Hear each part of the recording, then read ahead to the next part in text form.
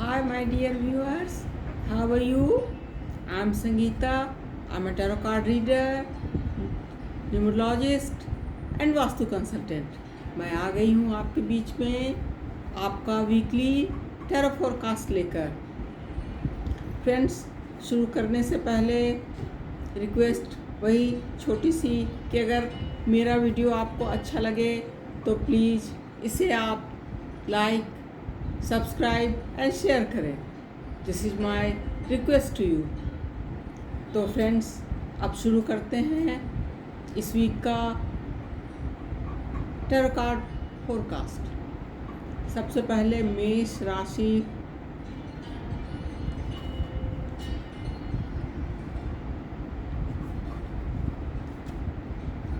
यानी एरियंस।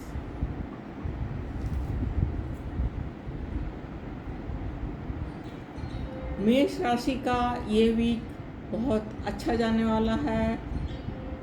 वो माइंड में बिल्कुल क्लियर हैं कि वो जॉब या बिजनेस जो कुछ भी कर रहे हैं, they are happy and satisfied, और स्लोली अपने को स्लो डाउन करके आगे बढ़ रहे हैं। कार्ड्स मटेरियल गेन्स भी दिखला रहे हैं और आप हीलिंग प्रोसेस से भी निकल आए हैं और खुश भी हैं।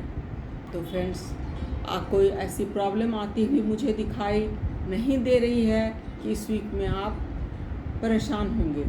ऐसी कोई स्थिति मुझे तो नहीं लगी। अब इसके बाद बारी आती है वृष यानी टॉरियंस की।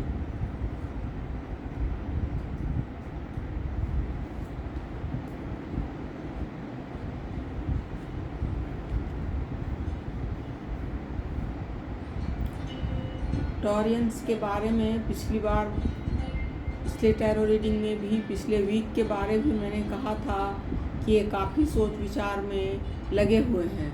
और फ्रेंड्स, मुझे ऐसा लग रहा है और कार्ड्स ये कहना चाह रहे हैं कि आप इतना सोच विचार में ना पड़ें, आप इतने सेंटिमेंटल ना हों।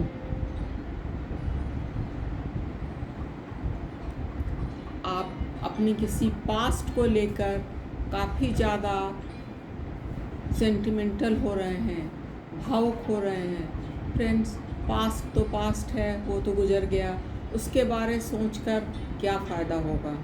बेहतर यही रहेगा कि आप आगे की सोचें, माइंड में क्लैरिटी लाएं। कार्ड्स का संदेश है, एक बार माइंड में आगे की तरफ देखकर आप क्लैरिटी ले आएंगे, you will be happy and you will feel light, very light and happy too। और आप अपनी फैमिली में खुश रहेंगे। लेकिन इतना सोचना, इतना भावुक होना अपने किसी भी पास्ट के लिए छोड़ दें। इसके बाद बारी आती है मिथुन यानी जेमिनी की। मिथुन राशि के लिए कार्ड्स क्या कह रहे हैं?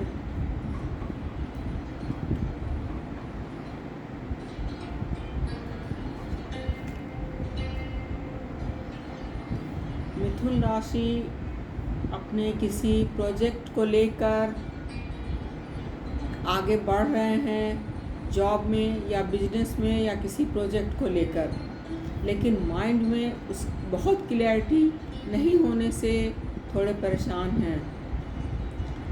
लेकिन और उसमें थोड़ा बहुत चेंज आपके कोलीग्स या आपके सुपीरियर करना चाह रहे हैं, उससे आप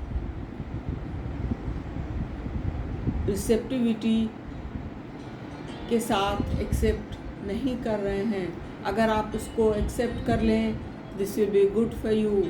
और उसको जैसा आपके सुपीरियर चाह रहे हैं, एक बार अपने ईगो को छोड़ के आप आगे बढ़ें तो जॉब में स्थिति बिल्कुल अच्छी हो जाएगी। लेकिन आपने अगर ऐसे नहीं किया तो परेशानी आ सकती है। इसके बाद बारी आती है कर्क यानी कैंसेरेंस की।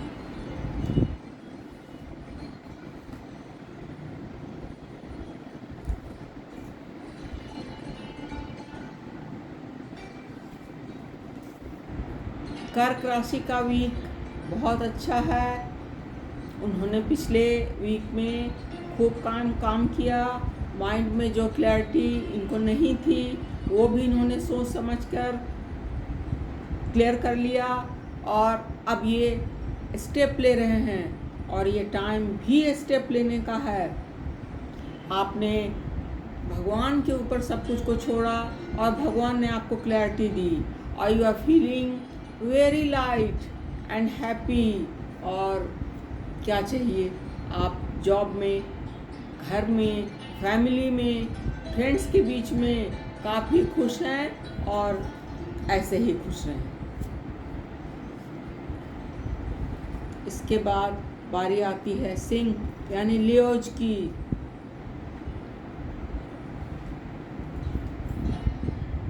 लियोज का वक्त सुधरना शुरू ही हुआ है। पिछले 2-3 वीक से मैं आपको कह रही थी कि इनका वक्त अभी 2-3 वीक के लिए कुछ वक्त लगेगा सुधरने में। तो फ्रेंड्स, वो टाइम वक्त ठीक होने का ओवर हो चुका है। ये उसको छोड़ के आगे भी बढ़ रहे हैं, लेकिन कभी ना कभी कहीं ना कहीं पर ये फैमिली पॉलिटिक्स का शिकार हो जाते हैं। कभी जॉब में वहाँ भी पॉलिटिक्स का शिकार हो जाते हैं, जिससे ये बहुत जल्दी दुखी हो जाते हैं। फ्रेंड्स, आप उससे निकलें और उससे निकलकर रास्ते तलाश करें।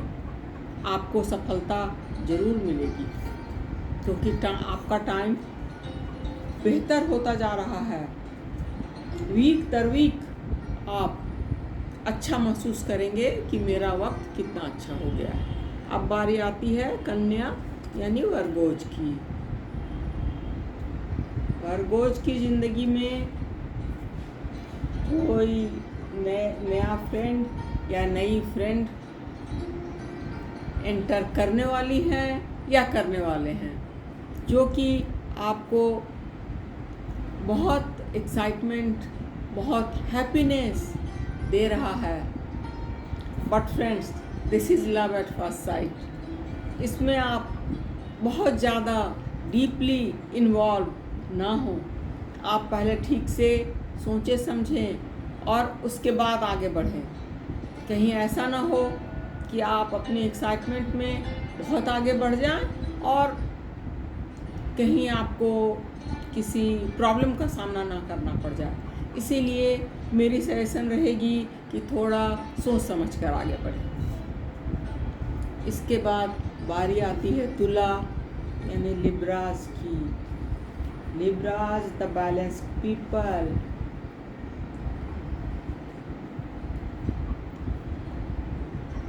लिब्राज की ज़िंदगी में ये वक्त है स्टेप लेने का।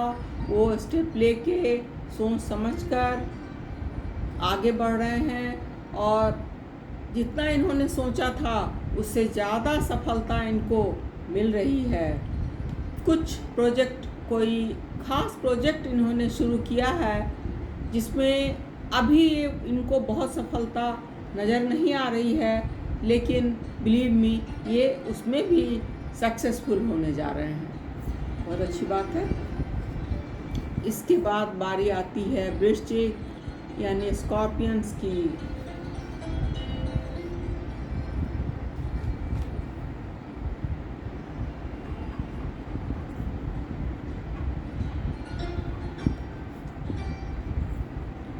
स्कॉर्पियंस का ये वीक बहुत अच्छा है। पिछले कई वीक से वो परेशान चल रहे थे, लेकिन इस वीक से इनका टाइम बेहतर होना शुरू हो गया है। ये इन्होंने रिसेप्टिविटी यानी चीज़ों को एक्सेप्ट करने के मूड में ये आ गए हैं और वो इनको जो भी सिचुएशन आ रही है वो इनको अच्छा लगे या ना लगे, इन्होंने सोच लिया है कि मैं इसको अपने ऊपर नहीं आने दूंगी या दूंगा।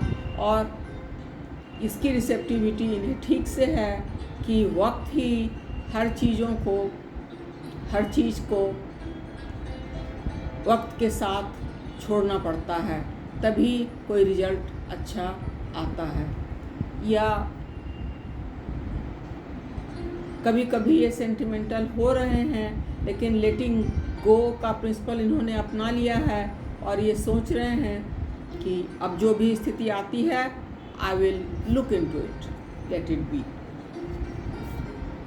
ये कर्मशील हैं, इन्होंने कर्म किया है और अपने कर्म पर इन्हें पूरा भरोसा है। उसके बाद बारी आती है धनु राशि यानी सैजिटेरियंस की। सैजिटेरियंस के लिए ये वीक, पिछले वीक में उनको थोड़ा परेशानी का सामना करना पड़ा था, मैंने कहा भी था, लेकिन ये वीक सैजिटेरियंस के लिए बहुत अच्छा है। ये न्यू विजन से, नए तरीके से सभी चीज़ों को देख रहे हैं और इनकी ज़िंदगी में कुछ नया आता हुआ इनको दिखाई दे रहा है, जो कि इन्हें बहुत खुशियाँ देने वाला है। चाहे वो जॉब हो, चाहे वो मॉनेटरी गेन हो, या कोई नई फ्रेंड या नए फ्रेंड हो, या मैरिज का कोई प्रपोजल हो, कुछ भी हो सकता है। अगर मैरिज प्रपोजल हो तो वो भी अच्छा होगा।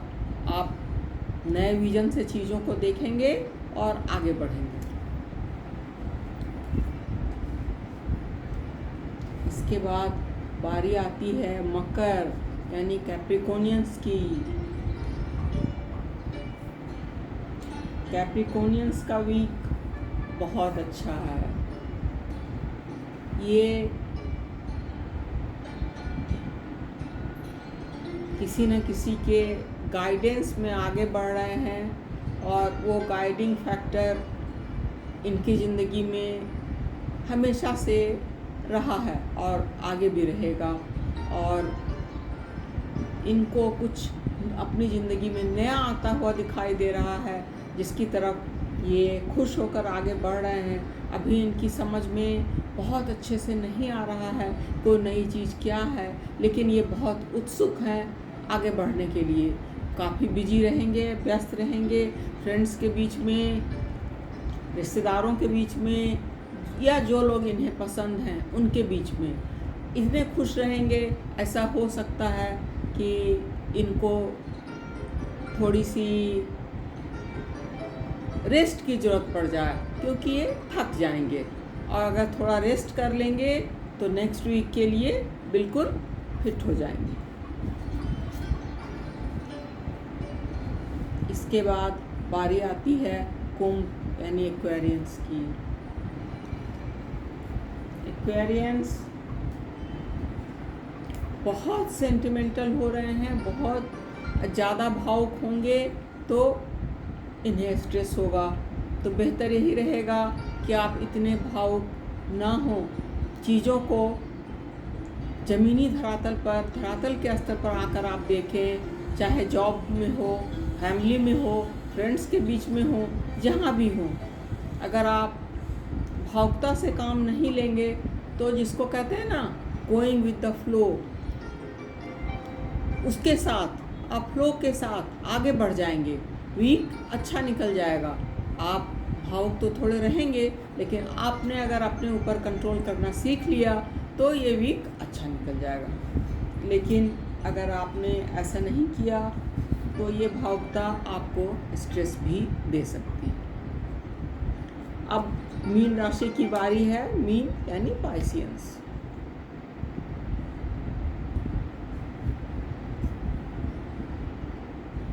पाइसियंस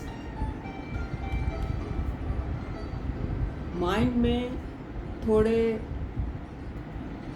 थोड़ी क्लैरिटी की इनको ज़रूरत है। ये लाइफ को टफ फाइट देने के लिए बिल्कुल तैयार हैं और दे रहे हैं। इनको कोई न कोई कंपैरिजन तुलनात्मक तरीके से इनके जॉब में या बिजनेस में कहीं ना कहीं कोई न कोई ऐसा मिल ही रहा है जो इनको परेशानी दे रहा है, क्रिएट कर रहा है परेशानी, या कर रही है। लेकिन अगर इन्होंने ऐसे ही हिम्मत बनाए रखा तो ये वीक अच्छा निकल जाएगा। इसके बाद सब ठीक रहेगा। वीकेंड तक you will be happy and grow like a rose. तो फ्रेंड्स, आज के लिए इतना ही। अब नेक्स्ट वीडियो में फिर मिलूँगी। मैंने अपना व्हाट्सएप नंबर डिस्क्रिप्शन बॉक्स में दिया हुआ है। आप चाहें, आपका कोई प्रश्न है या कोई क्वेरी है तो उसे आप मुझसे पूछ सकते हैं। मैं टैरो के थ्रू, न्यूमरोलॉजी के थ्रू आपको जवाब दूंगी। करना सिर्फ इतना है कि मेरे व्हाट्सएप नंबर या कमेंट बॉक्स में अपना नाम और detail of your date of birth लिख दें और साथ में अपनी क्वेरी भी। आपको जवाब दे के मुझे बहुत खुशी होगी। नेक्स्ट वीडियो में मैं फिर मिलूँगी। तब तक के लिए take care, be happy and bye bye.